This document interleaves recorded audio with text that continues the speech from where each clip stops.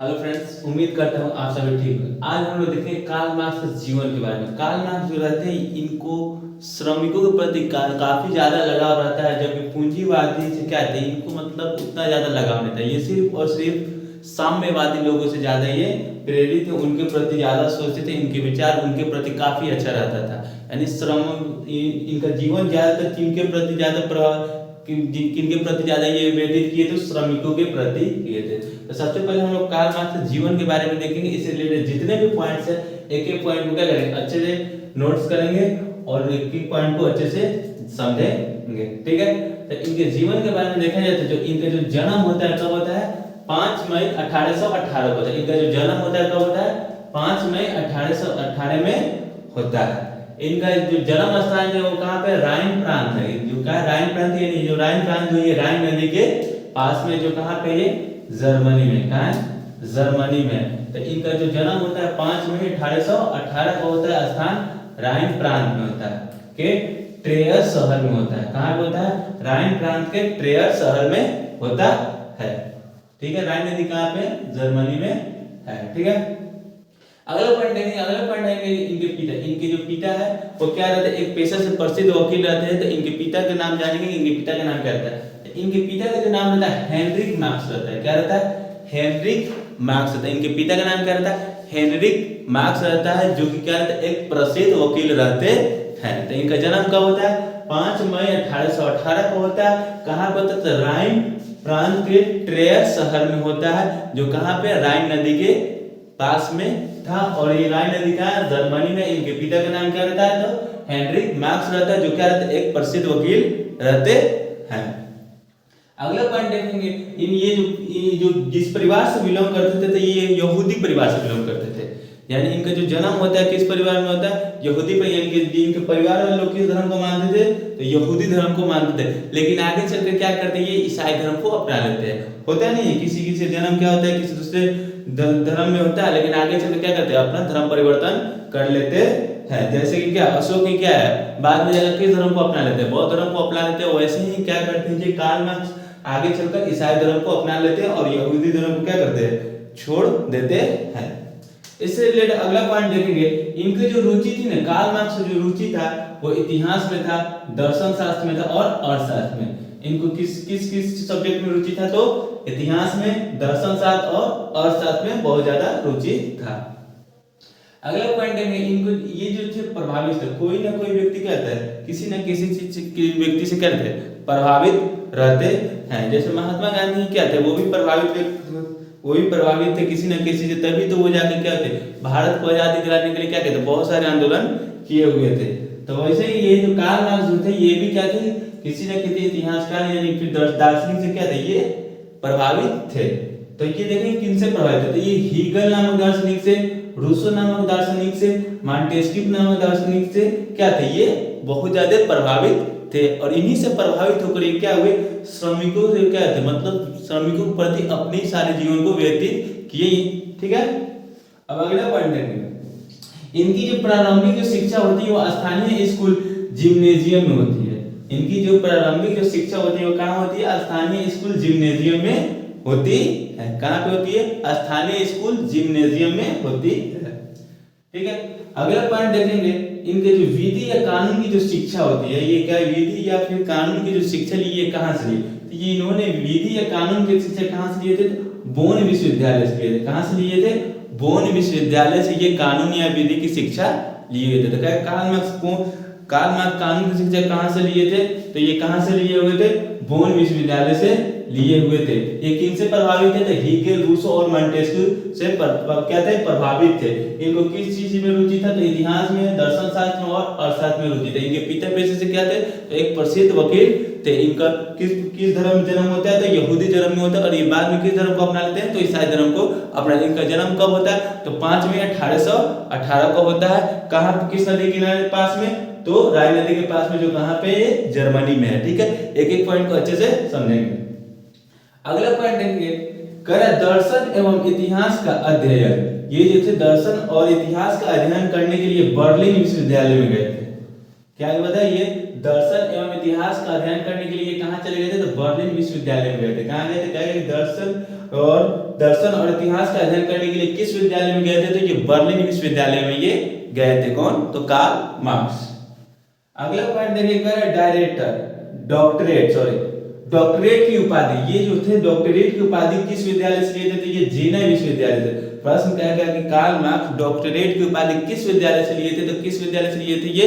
तो जेना विश्वविद्यालय से लिए हुए थे। किस विद्यालय से? तो जेना विश्वविद्यालय से ये डॉक्टरेट की उपाधि लिए हुए थे। ठीक है, अगला पॉइंट देखेंगे, इनका जो विवाह होता है, इनकी बचपन की एक मित्र रहती है, होता है ना किसी के बचपन में बहुत क्या था, खास मित्र होता है, तो इनका भी एक खास मित्र रहती है जिसका नाम जेनी रहता है। ये क्या करता है? उन्हीं के साथ विवाह कर लेते हैं, यानी अपने बचपन के मित्र के साथ विवाह कर लेते हैं, जिनका नाम क्या था? जेनी कर रहता है। और उनके विवाह कब करते हैं?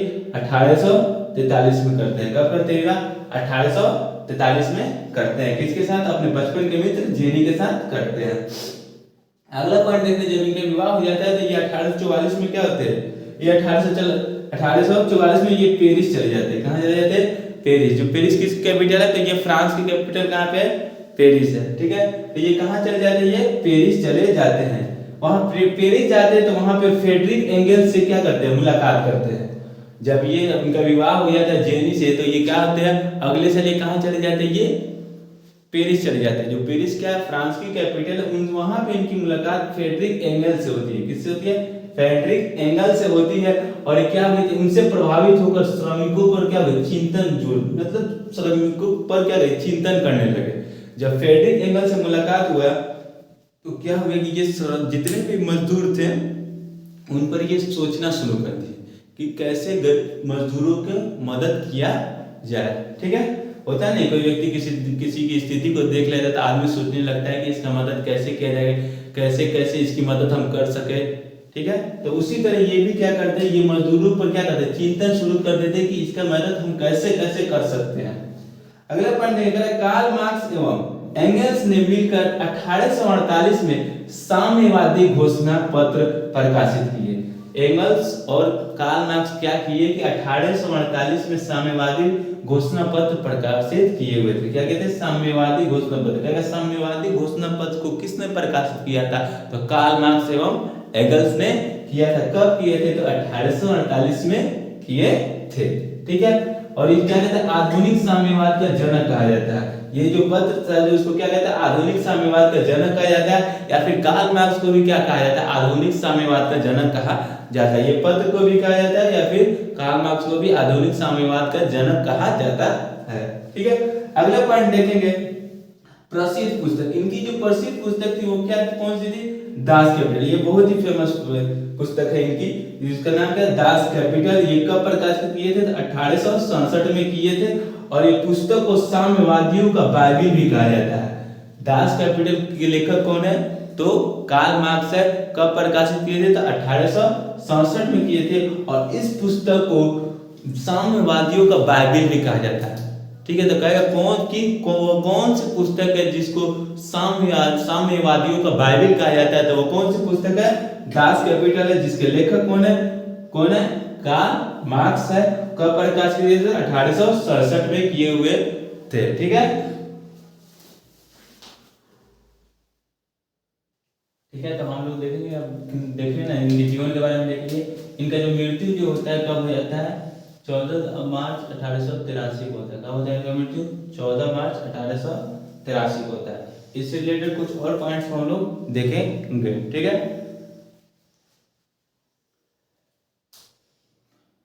मार्क्स ने आदिम साम्यवादी युग से समाजवादी युग तक के इतिहास को 5 भागों में बांटा।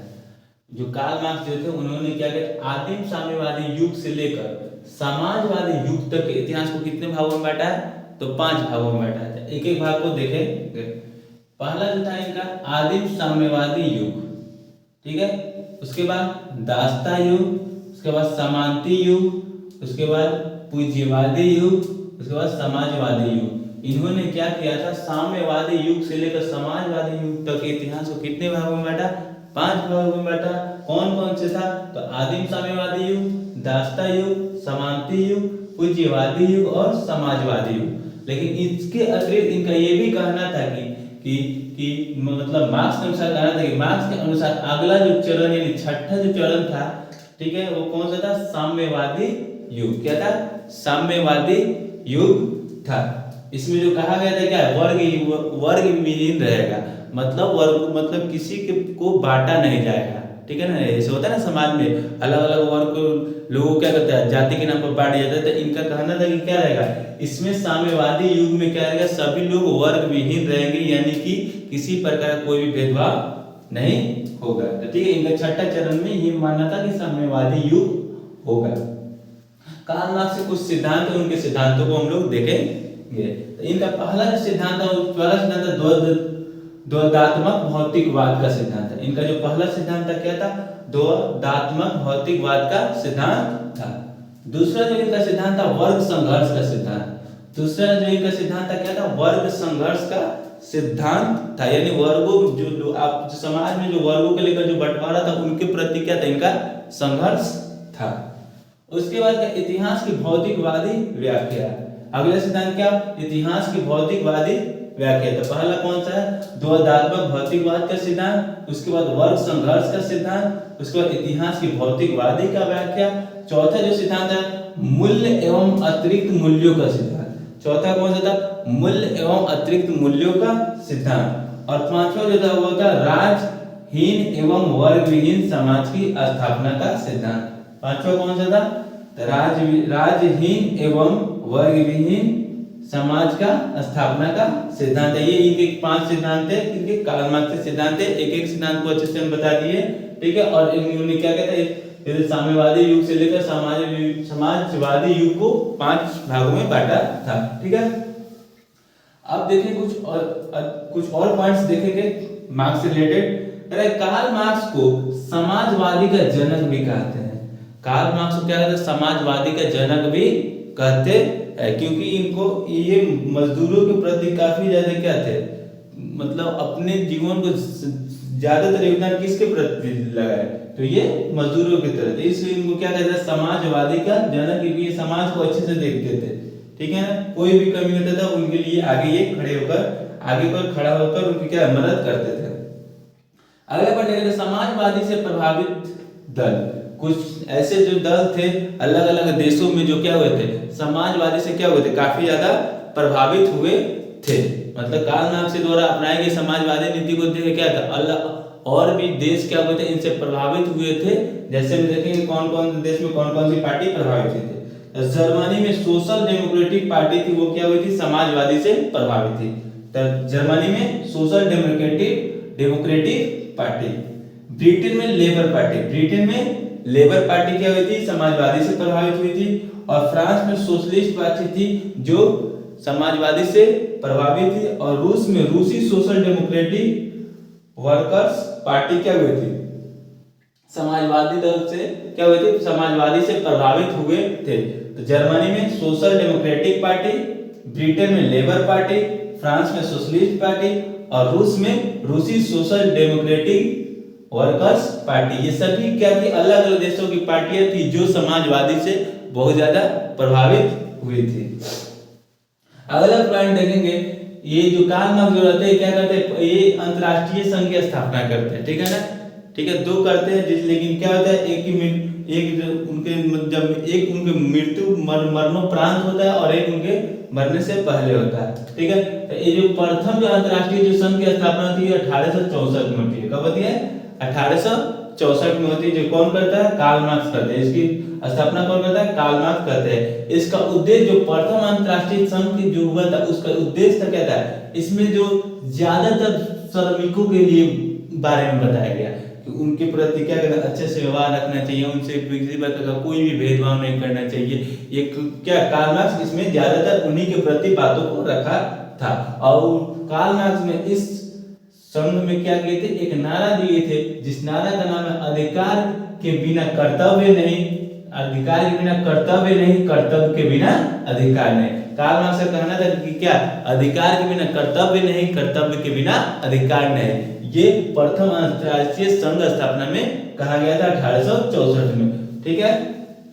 और जो दूसरा जो अंतरराष्ट्रीय संघ की स्थापना हुई थी वो 1889 में हुई थी, यानी कार्ल मार्क्स की मृत्यु के बाद हुई थी 1889 1889 में। इसमें क्या गया था, मजदूर दिवस की क्या शुरुआत हो गई।